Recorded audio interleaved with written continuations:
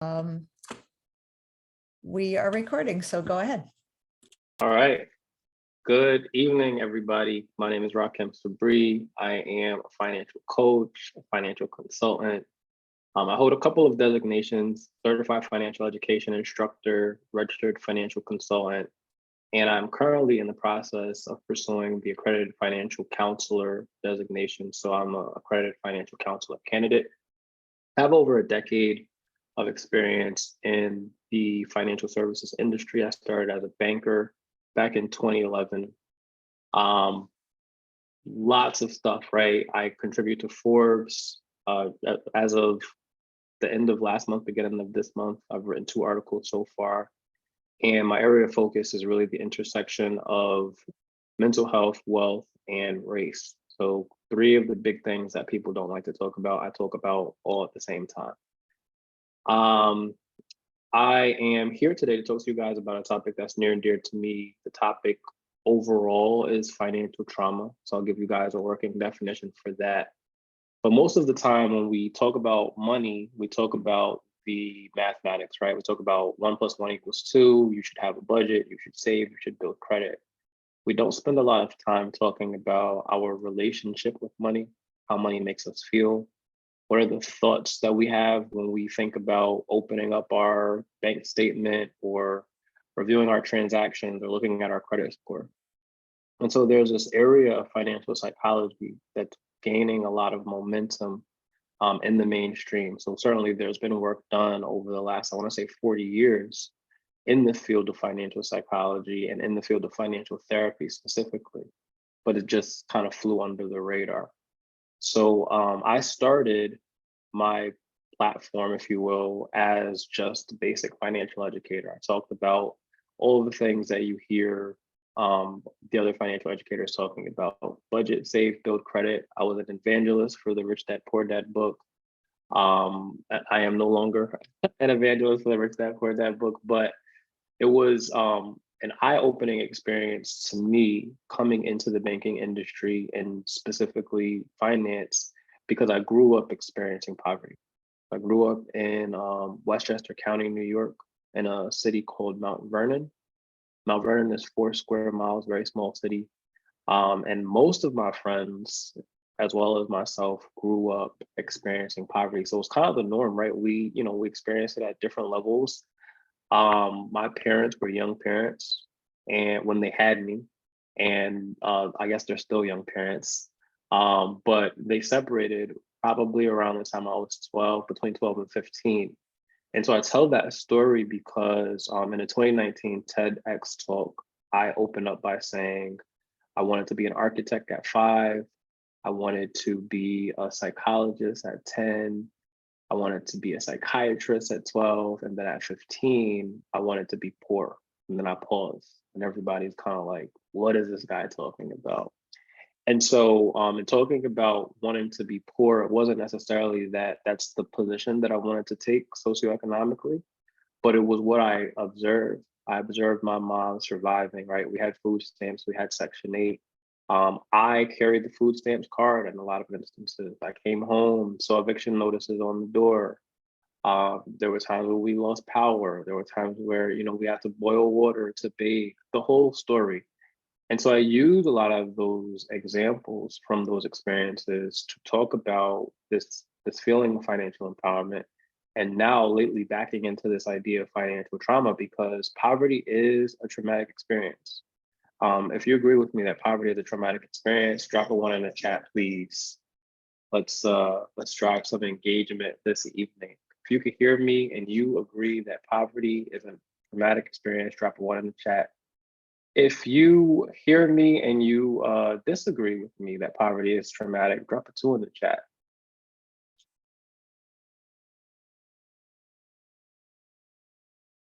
All right, I see 3 1s. I know there's more than 3 of us in this room. Let me get a couple more 1s and we can move on to the next point. Or 2s. I'm not trying to push you guys into agreeing with me.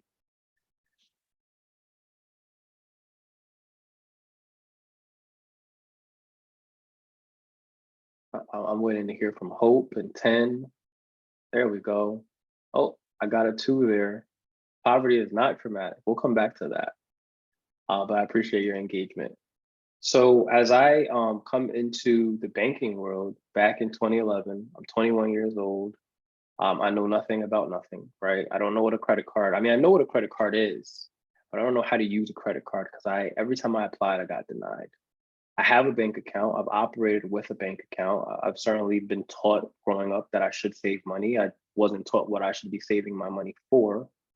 And this is my first big boy job, right? This is the first time that I'm able to sign up for 401k, have benefits, the whole nine. So I'm like living large, I think. And because I was working for a bank, I got bank products at discounts or free. So whereas the everyday person might go into a bank and have to get a direct deposit every other week of $250 or more, maintain a minimum balance, I could have my bank accounts and I could keep it at exactly zero and not have to worry about being charged fees. In that, I opened up a bank account with that particular bank. I applied for a credit card because I was just like, oh, whatever, I'm gonna get denied, but you guys are selling it to me, so why not? And surprisingly, I was approved for the credit card. I've told this story a million times, and so I'm getting the numbers mixed up, but I was approved for a limit of anywhere between $300 and $500, which I felt like I was big balling at that time. And when I applied for this credit card, excuse me, I of course got an approval notice in the mail that had my credit score and made reference to a credit report. And so that was the first time that I understood what kind of a credit score was, or rather that I was exposed to a credit score and given an opportunity to kind of go back and check that resource, which was the credit report, to understand what was on it. Ironically, the reason why my credit limit was so low was that I had 2 student loans that I thought was one loan, 2 different loans, and they were both delinquent. They were delinquent by, I believe, 180 days. And I thought, okay, yeah, I have the student loans. They're calling me, they're sending me letters to pay, but I'm not realizing the impact of not paying on my credit report or my credit score. I wasn't making money before that, so I couldn't pay even if I wanted to. And it just wasn't something that I prioritized. So this kind of begins the shift for me in financial education, and then started the passion for me in not only learning about it, but sharing it with other people. As I progressed through the banking industry, as I got promoted and got exposure to different roles, stopped just being a teller and started doing more sales interactions and having conversations with people, actually right here in West Hartford. So I was in 2 different branches in West Hartford and 1 branch in Farmington. I got to have a lot of conversations with a lot of people about their money. But one of the things that I had to learn very quickly in having those conversations with those people is how to sound like I knew what I was talking about. And the only way that I could sound like I knew what I was talking about was if I actually didn't know what I was talking about. So understanding the bank products, the bank services, how to apply those products and services in my own life, and how other people apply those bank products and services in their lives was very important for me. So at this point, I am full on passionate about delivering this financial education to my clients, my customers, about applying it for myself. And I would go back, talk to my friends from home in New York, or talk to family from home in New York about the things that I would learn throughout the day. And most of those conversations would just fly right over their heads. They didn't know what I was talking about. And so then I was kind of like, all right, I need to share this information, right? I need other people to know what it is that I'm talking about too. And that's where I kind of started getting my passion around financial education. Fast forward a little bit, I realized that there is a difference, and I have the vocabulary to describe this now, but I didn't at the time. There's a difference between financial knowledge and financial literacy. And so April is Financial Literacy Month, and a lot of times financial literacy is marketed during this month to people who are low income, minority, historically disenfranchised, et cetera, as being like the golden ticket to what success looks like financially. And because I've been in this space for a long enough time, I have stumbled upon a realization. And that realization is that that is not the truth, right? Financial literacy, first of all, the difference in definition between financial knowledge and financial literacy is really just knowledge plus understanding, right? So you have the knowledge piece where you can identify what is a credit card, what is a debit card, what is a bank statement, what is a credit score, how do I find my credit score? These are all knowledge points. The financial literacy is understanding if I use this credit card and I miss a payment, then it's going to have a negative impact on my credit score. If I use this credit card in excess of 30% of the utilization, it's going to have a negative impact on my credit score. If I pay my credit card on time, or if I keep my credit card balance beneath the 30% utilization, it's going to have a positive impact on my credit score. And so the knowledge plus the understanding in financial literacy is certainly important. But what about the people who have to make decisions out of survival, right? They know that they shouldn't go over 30% of their credit limit, but they don't have any money coming in and they need to cover this bill right now. So they use the credit card instead, right? They need to put food on the table for themselves, for their family right now. So they use over the 30%. Maybe they use over 50%. Maybe they use the whole 100% of the credit card. But now they're making a conscious decision to do something that they know is going to hurt them financially, but they're having to weigh that decision to hurt themselves financially against survival. And that's where I like to talk about the mental and emotional aspects of interacting with your finances. Because some people, when they hear credit card, they cringe, right? Some people, when they hear credit report, they cringe. Certain words trigger certain reactions based off of the experiences that we've had previously with money. Another interactive question for you guys. If hearing credit card or any kind of financial term gives you warm and fuzzies, drop a 1 in the chat. If hearing credit card or any other financial term kind of gives you a little bit of anxiety, drop a 2 in the chat for me. I just want to see where we're at.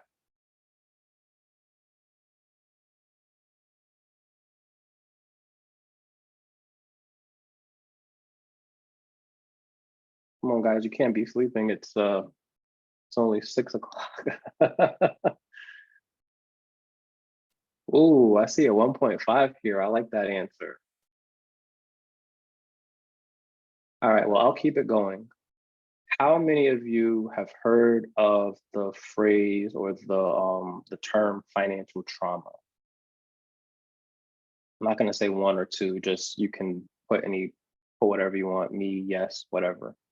Financial trauma is a newer term. It's gaining popularity across social media and other forms of traditional media. I tend to spend a lot of my time talking about financial trauma. And I talk about it through the lens of a very unique experience, and I'll get into that in a second. But there are people who talk about it, the financial psychologists, financial therapists, financial counselors. I'm sure these are all, what's a financial therapist? Have you ever heard of a financial therapist? There is a profession. There are people out there who specialize in helping people navigate financial issues through therapy, financial therapy specifically. And so we'll get into that in a second as well. But I have a working definition of financial trauma. I'm going to say it to you once, and then I'm going to pause, and then I'm going to say it to you again so it sinks in, right? Financial trauma is any instance observed or experienced that has a negative impact on the way that you view, interact with, or believe about money. All right. I talk really fast. So I'm going to take a sip of my water. I'm going to let that sink in, and then I'm going to restate the definition of financial trauma, and then we can kind of get into it.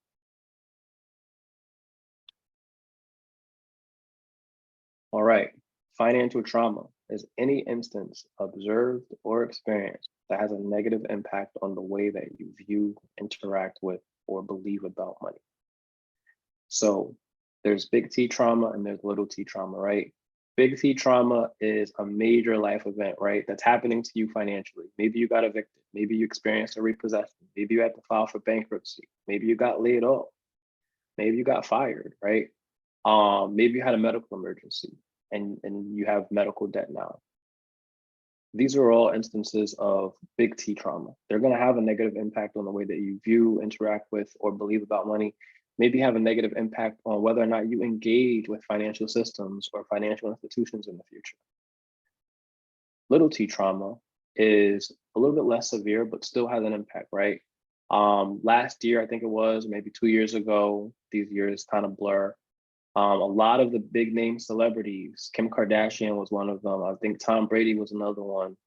I can't remember all of the list, got sued because they were publicly endorsing cryptocurrency. People were going and they were taking their money and they were dumping them into cryptocurrency based off of the endorsement of these celebrities, thinking that they were going to make so much money because cryptocurrency at the time was extremely volatile, and during that time specifically was experiencing major highs. Everybody was trying to buy Bitcoin. Everybody was trying to buy Dogecoin. Everybody was trying to buy Ethereum. All of the different currencies that existed out there that were really popular, that had no kind of store of value. And some of them did have stores of value. Some of them did represent, what they were supposed to represent. But a lot of people invested in them without understanding what they were, just based off of hearsay, right? Elon Musk was responsible for a huge rally around Dogecoin. Mark Cuban was responsible for a huge rally. I don't remember if it was Dogecoin or if it was another one, but he accepted this currency as one of the owners of one of the teams in the NBA. I believe it was the Dallas Mavericks. He accepted this currency to, buy merchandise and engage financially with his team. So there's huge push. People are thinking, oh, the dollar is dead. We're all moving to crypto. And they were making uninformed decisions financially by dumping their money into these asset classes. And then when the big crypto bubble burst and all of the cryptocurrency value went down, some of them went to complete zero. The people that put their money there without understanding these assets lost the money. No way to get it back, right? Unless these crypto coins bounced back and they decided they was going to hold on to the crypto coins. Some people had to sell, some people had to sell at a loss. And so an instance like that is financially traumatic, right? Especially if you're navigating maybe low income, maybe you're navigating poverty, maybe you're navigating middle income, but you're trying to get into that next level of status, right? And you put a significant chunk of your money that you've been saving for a specific reason into cryptocurrency or into a stock or into whatever because somebody else said so, and then you get burned on the back end of that process. And I'll raise my hand, that's happened to me quite a few times. Early on when I first started investing and I didn't really understand what I was doing, that can be financially traumatic in that you decide, you know what, I'm never going to invest again. I'm not putting my money in anything that is not my bank account. And it's traumatic because it's also limiting, right? A lot of wealth is grown through investment. Most wealth is grown through investments. There's this idea in the financial education community that I don't know if necessarily still an idea, that you cannot save your way to wealth. Can't. The value of the dollar due to inflation is constantly going down, constantly going down. So even in trying to save your money, there's only so many hours during the week that you can work. There's only so many different ways that you can make money. It's like a hole in the bottom of a boat. And so the only way for you to grow your wealth is to invest it. And I'm not telling you guys, giving you financial advice and saying, go out there and buy anything, right? I don't want to inflict financial trauma onto you. But I want you to be conscious of the fact that because of this language, particularly within the financial education space, a lot of people were engaging with investing from the perspective of gambling. It's like playing a roulette game, right? I'm going to put it all on red, I'm going to put it all on black, and we're going to hope for the best. And as a result, they lost their money. And so that's a financially traumatic experience. We talked about big T trauma, we talked about little T trauma, everything in between. So with financial trauma and the way that I talk about it, I kind of alluded to this earlier, I talk about it through the lens of a larger generational trauma. So most when you hear financial trauma, maybe you do a Google search and you'll see a bunch of different things pop up. Hopefully some of the things that pop up are things that I've authored. You'll see people talking about financial stress. You'll see people talking about your traumatic events and how we can tie those traumatic events psychologically to a financial instance or occurrence. And they're not wrong. We're looking at financial trauma through the lens of maybe a clinical or a psychological approach, absent of variables that do impact society, culture, race, etc. I talk about financial trauma through the lens of, like I said, a greater generational trauma that specifically impacts the Black community. And that's because that is my experience. So when I talk about generational trauma as a whole, right, and we talk about institutional racism and exclusion, and we talk about institutional mistrust that a lot of Black Americans experience, particularly with the financial institution, there's a lot of trauma there that will discourage people from putting their money into banks, from buying life insurance, from participating in financial systems that ultimately increase and widen the wealth gap.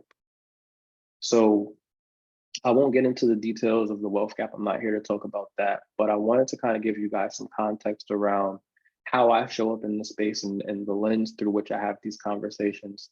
Certainly, financial trauma as a whole can impact anybody and everybody. Doesn't matter what your background is. These traumatic events certainly can occur, very likely have occurred or will occur in the future, because we all have to interact with or touch money at some point in time in our lives, unless we're lucky to wake up winning the lotto or something like that. And even in those instances, the massive accumulation of wealth overnight can be a traumatic experience for so many reasons, right? You might start meeting cousins that you've never heard of before. You might start, you might not understand the power of the wealth that you command. You might have what I refer to as financial invincibility that says, oh, I'm gonna be able to spend, and I'll never run out of money. Because from some people's perspective, $1 million is an infinite amount of money because they've never had $1 million before. For some other people's perspective, $1 million is a drop in the bucket. And so it's relative, right? From where you're standing in relation to that sum of money and the length of time that you live having access to that sum of money, particularly if you're not doing anything to grow it. So I'm gonna pause here because I know I said a lot.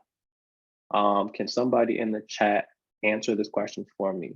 Who can experience financial trauma? I'm just looking at my outline, make sure I'm on target.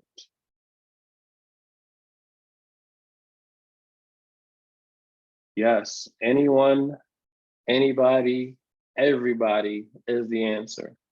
Everybody can experience financial trauma. So moving on to the next step, how do you overcome financial trauma? So I have a podcast and a newsletter of the same name called Overcoming Financial Trauma. And within the podcast and the newsletter, again, I talk about financial trauma through this lens that I've described to you guys. But I've had the pleasure of interviewing a few financial therapists, a few financial psychologists, a few financial professionals that don't have anything to do with mental health, and even people who are just mental health professionals that don't have a specialization in finance, because I want to normalize the conversation around financial trauma.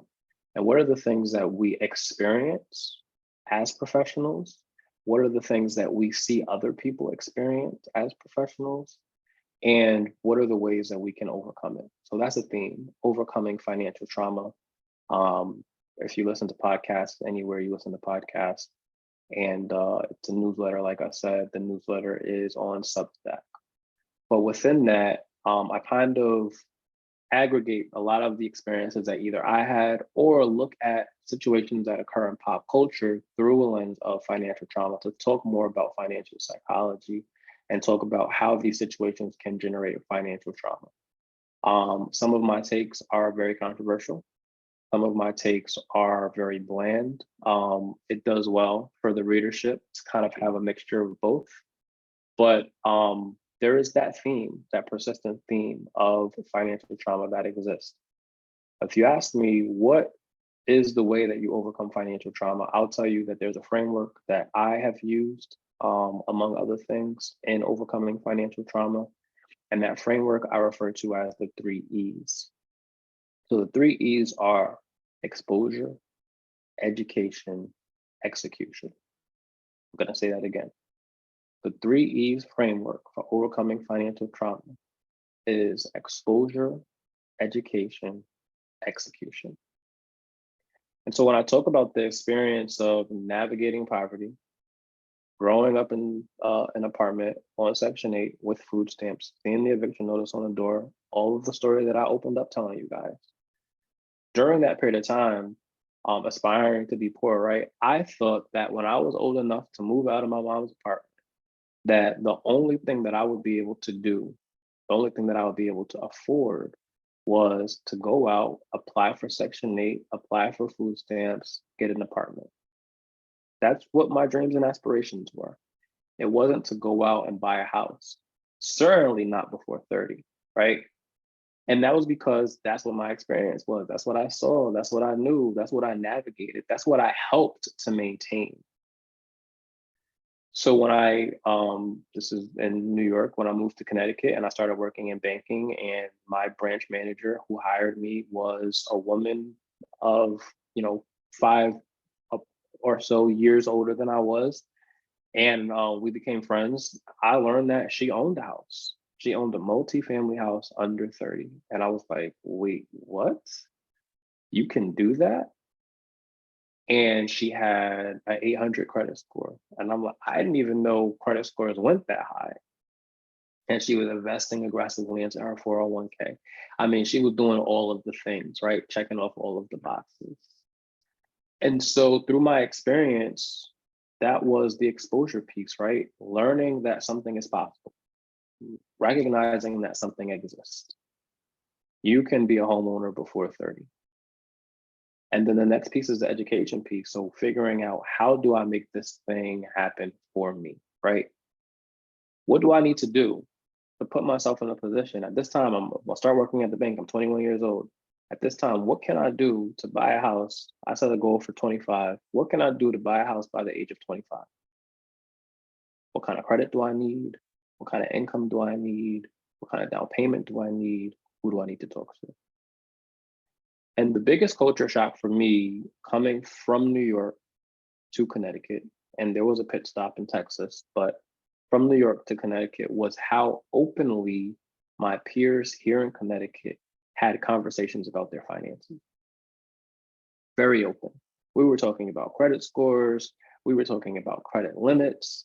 We were talking about the percentages that we put into our 401ks. We were talking about income, even though at that particular point in time, it was still very taboo. We were telling each other how much money we were making so that we could know when we went on the interview for the promotion, how much to ask for, how to negotiate that. I'll never forget when I first started working at the bank, there was a guy who was hired maybe a week after I was. And one day we started to talk. And when we first started working together, I felt like it was competition. Like I was like, this guy's going to try and show me up. I need to be on my best behavior. I need to show up on time. I need to leave late. Like I need to let these people know that I am here to stay. And one day we had a conversation. This guy was making 35 cents more an hour than I was. And I'm like, how? Why is he making more money than I am? We're doing the same exact job. And I asked him one day, and he said, I asked. And I didn't know to ask. Because at that particular point in time, when I was hired, the money that they offered me was more money than I had ever made before. I was making $11.15 per hour. And the most money that I had made up until that point was maybe $8 an hour. I'm like, when they said, we're offering you $11.15, is that okay? I'm like, hell yeah, it is. Sign me up. But he knew to ask for more. And that wasn't something that was talked about in the household either. So fast forward, I set this goal for myself. I learned what it is that I need to do in order to get my credit correct, to fix the issues that I have. Because I told you guys I had delinquencies on my report.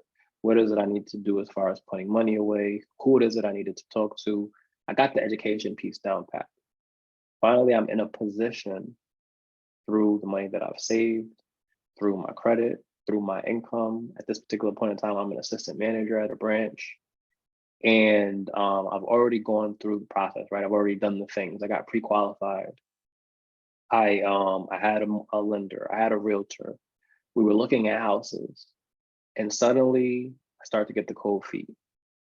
I started to think about all of the what if scenarios. What if I buy this house and I need to replace the roof? What if I buy this house and I need to replace the furnace? What if I buy this house and I need to replace the water heater? How much do these things cost?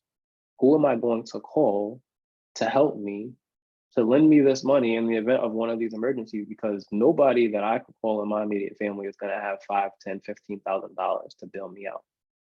And one thing that I did know about this peer who owned a house was that she had a mom, she had aunts and uncles. Like, she could call her family and say, hey, I'm in a situation, I need you guys to bail me out.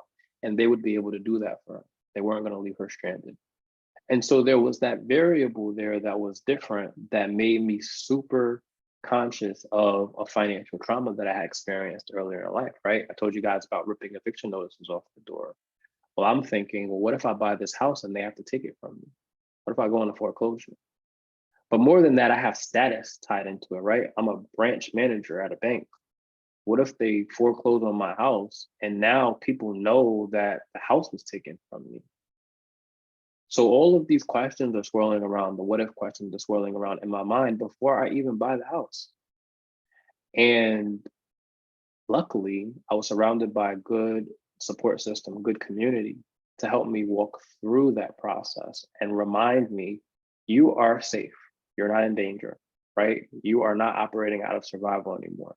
You have a good income, you have good credit, you have the down payment, you have a 401k that if everything goes crazy, you can tap into. You have friends who are willing to loan you the money. Like, you are safe.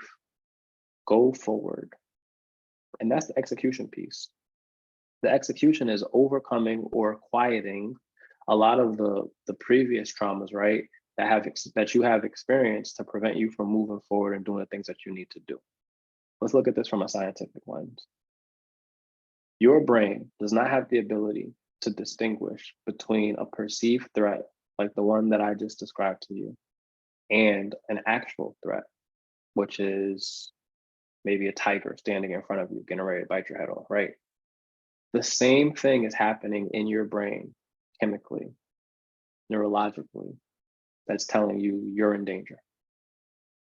Your amygdala, which is in the back of your head, starts to overreact and put you in a fight or flight situation. Your prefrontal cortex, which is in the front of your head, starts to shut down, which is responsible for rational thought. You have to go on autopilot. Now, if you can imagine for a second a tiger standing in front of you, getting ready to bite your head off, you're not worried about what you ate for dinner. You're not worried about your birthday. You're not worried about what you're going to wear to work tomorrow. You're worried about getting away from this tiger. Apply that same process to a financial emergency, to having to navigate scarcity, to having to navigate poverty. And so we had an answer earlier that said that poverty is not a traumatic experience. I appreciate the engagement, but I would beg to differ.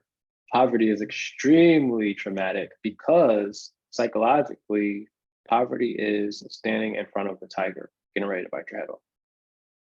But what happens, and the reason why poverty is more traumatic than standing in front of the tiger, getting ready to bite your head off, is that once you escape the tiger, everything goes back to normal. Your amygdala calms down, prefrontal cortex kicks in, you calm down. You're like, all right, got away from the tiger. Now I can worry about what I'm gonna eat for dinner. Now I can worry about what I'm gonna go wear to work tomorrow, et cetera, et cetera. However, in a situation where it's a perceived threat, like poverty, where you're worried about how are you going to eat tonight? How is your family going to eat tonight? Are you going to be evicted? If you're evicted, where are you going to go? How can you wash your clothes? How can you go to work? How can you go to school, et cetera, et cetera, et cetera? You are experiencing a prolonged stress state. And that prolonged stress state is not natural. So now, what is something that would happen kind of in the moment that a tiger appears becomes your new norm. Now you start acting through the lens of survival, and you're normalizing the overreaction of your amygdala, and you're normalizing the shutdown of your prefrontal cortex. And you can't relax because even though there's no threat there, your brain is constantly perceiving a threat. And that's what financial trauma will do. So as I talk about the exposure, the education, and the execution piece, there's also the part to wellness that speaks to mindfulness, that speaks to recognizing that you are in a safe place, that you're not in danger, that you have food, that you have clothes, that you have a place to live. And so that as long as the basic needs are met and you can remind yourself that those basic needs are met, you can calm yourself down long enough to strategize how to get yourself out of the situation. I know I said a lot, so I'm going to pause, give you guys an opportunity to provide feedback in the chat if you have any questions, any comments. Let me know that you're still awake out there. I'm going to drink a sip of water and then I'll get back to our program.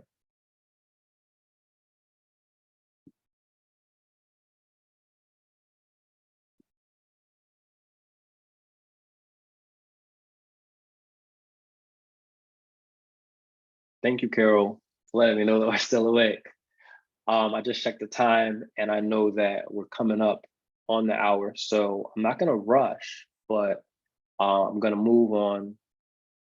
So there's a topic that I really wanted to talk to you guys about. Actually, this is a topic that I was approached about, and that's financial abuse. And financial abuse tied into financial trauma. And so we talk about kind of like very broad scale poverty, right? The instance of being in an experience where you're kind of not in control. And that's abuse from a certain perspective. But what about a situation where somebody is actively abusing you? And I've seen this happen in my banking career, unfortunately. There are annual, for people who work in banking, there were annual trainings on recognizing elder abuse. And within the financial therapy space, there is a lot of conversation around this concept of financial infidelity. And that's simply, when you are in a partnership and your partner decides to hide money from you or spend money in a way that can have a negative impact on your overall household finances. Maybe you and your partner are both saving money for a down payment on the house, and your partner starts siphoning money from that down payment to fund their gambling addiction or their drinking addiction, right? Those are ways that financial abuse can take place. Maybe you are in a partnership where your partner is the main breadwinner, right? They're making all the money and you have to rely on them to take care of you. Well, a lot of domestic abuse situations can be tied into financial abuse situations because there is an aspect of control that exists within that dynamic. It's not to say that all of those situations end up like that, right? My mom, as an example, is, for all practical intents and purposes, a housewife, right? She does not work. She stays home. She takes care of my younger brother. Her fiance is the breadwinner. He makes the money. He takes care of all the bills. He buys food. He handles the business, right? That's not a financially abusive situation because they're on the same page. But when we see domestic abuse situations occurring where there is violence tied into that, or there is emotional abuse tied into that, and the person who is being abused wants to escape, but does not have the means to do so financially.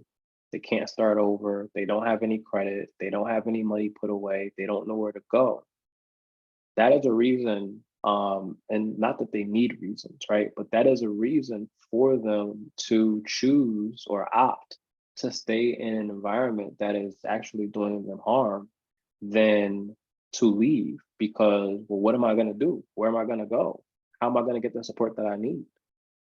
And there are a lot of variables into that. And, I'm not a professional that, speaks to that specific aspect of what domestic abuse looks like, but I've seen my fair share of situations where that was at play.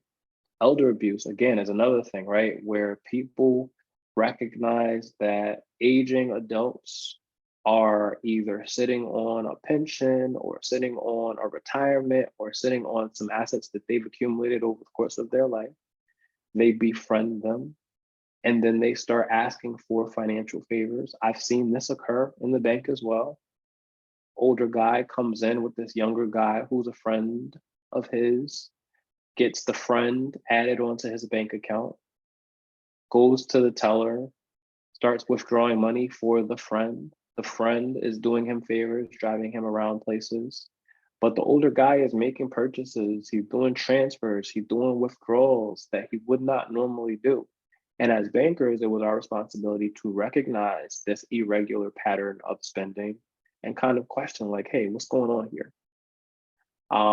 And to a degree, we can get involved, but there's an aspect of that interaction that we can't get involved. The older guy, he was embarrassed when we confronted him. Like, no, this guy is my friend. Like, why are you approaching me about this? Scammers, right? There's been so much in the news over the last couple of years, definitely since COVID, but even before COVID, where the sophistication of this fraud has grown out of control.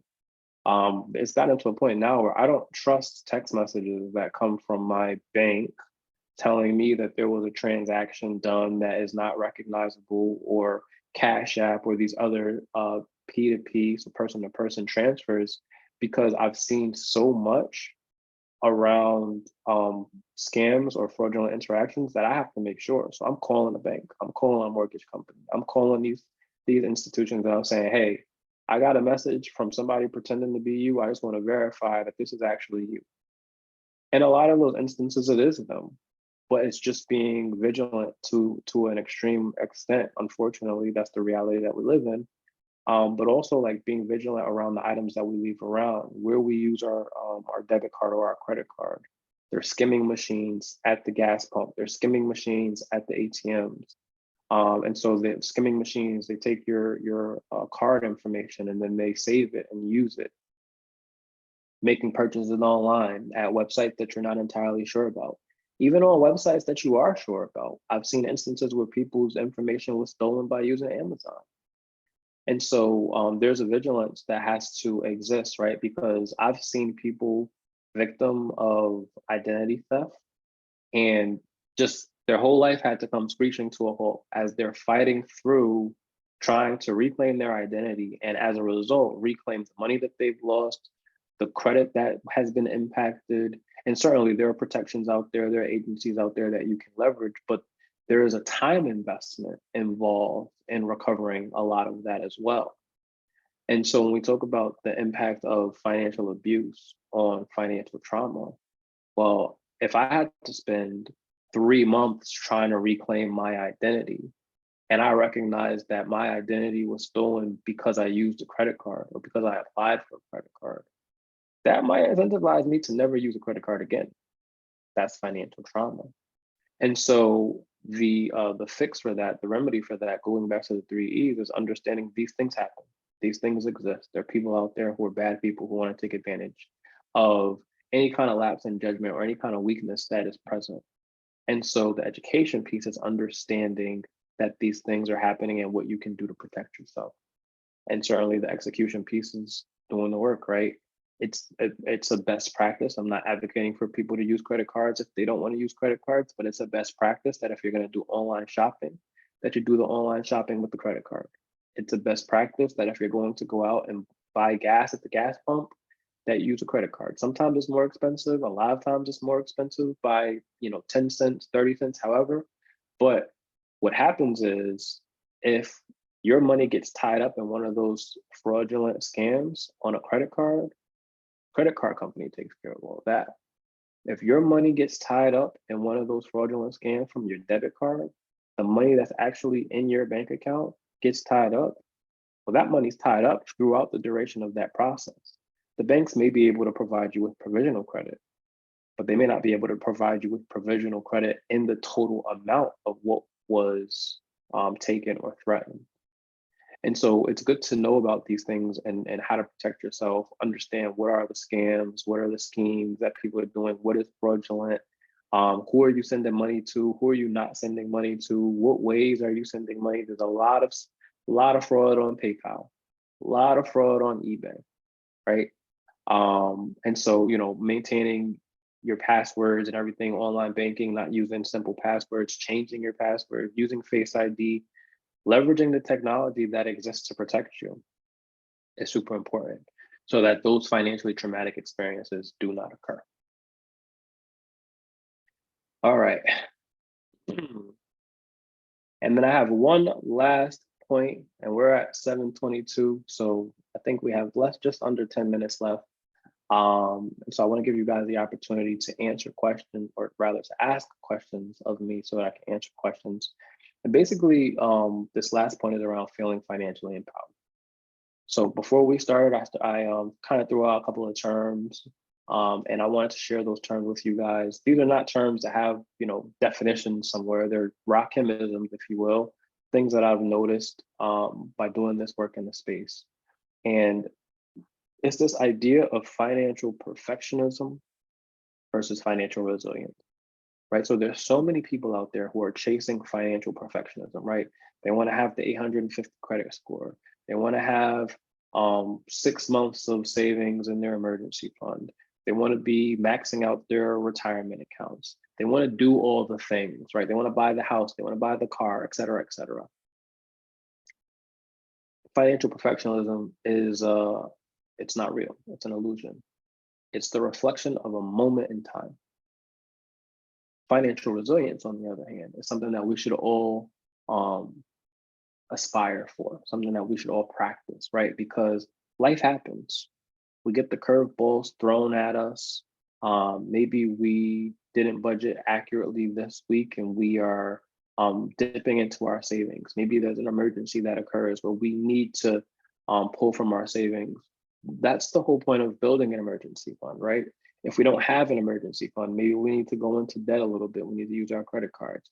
I am not here to pretend that these things don't happen. I'm not here to guilt, to shame, to embarrass anybody. I'm here to acknowledge that these are realities that we face and encourage positive behaviors. And the positive behavior that exists within financial resilience is understanding that life happens and having a plan for getting back on the horse, so to speak, right?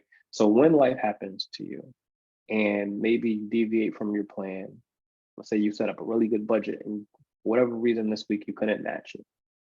Or let's say you're investing regularly and for whatever reason you can't invest, or you're saving for something and you got to dip into that savings. I'm not advocating for you to break your discipline.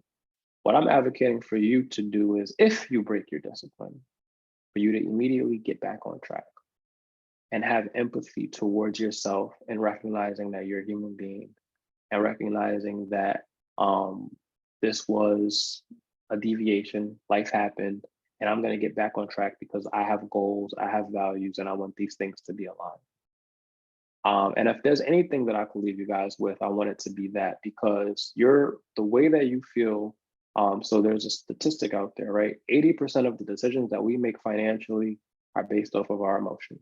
They're based off of how we feel. So it's not just the 1 + 1 = 2 that I talked about in the beginning, right? It's how are you feeling? What are your goals? How are those goals aligned to the values that you have? And what are the obstacles that are bound to occur in your life? Because we all know it's not going to be smooth sailing just because we want it to be. What are the obstacles that are going to occur in your life? And how do you navigate those obstacles? And sometimes those obstacles will break you down. And that's okay. As long as you understand how to get back where you need to be and you don't allow the trauma of a particular situation financially to discourage you from doing positive financial things or building positive financial habits. I'm gonna stop because I shared with you all already. While I wait for questions, comments, criticisms, concerns, requests for elaborations, I'm gonna drop a link in the chat. And that link is to a survey that I am hoping you guys will complete. Takes less than 2 minutes. It's going to ask you questions about how I did, how impactful my talk was today, and a couple of other questions in there. When you open up that link, it's going to ask you for your, I believe, your email, and it's going to ask you for like a code. You can bypass the code. Like you don't have to put a code in, or if it doesn't let you bypass it, you can just put in the word talk. But I hope to see, I mean, I saw maybe 3 or 4 people in here today. I hope to see 3 or 4 responses for that survey. But I am going to stop talking now and give you guys the opportunity to ask questions. If you want to come off mute and ask the question directly, feel free. If you want to write that question out in the chat, feel free equally. Again, this session has been recorded, so whatever you guys are comfortable.